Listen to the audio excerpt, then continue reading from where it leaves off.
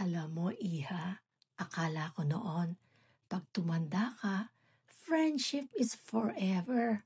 Pero sige, mag-usap tayo.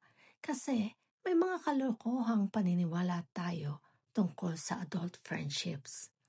Lie number 1. Kung hindi kayo nag-uusap araw-araw, hindi na kayo close. Ay nako, minsan busy lang kayo pareho. Hindi ibig sabihin wala ng love.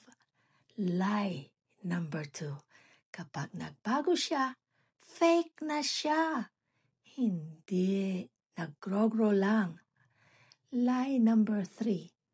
Kailangan pareho kayo ng paniniwala para maging magkaibigan. Ang totoo, love can bridge differences. Lie number 4. Kung ayaw ka niya sa Facebook, post mo, kaaway mo na siya. Kalma lang, baka gusto lang ng tahimik. Lie number 5. Forever kayong magkasama sa lahat ng season. Minsan, friends are for a season, minsan for a lifetime. Both are gifts. Totoo ito. Totoo ito, anak. Friendship is not measured by frequency, but by faithfulness of the heart. At tandaan, there's a friend who sticks closer than a brother.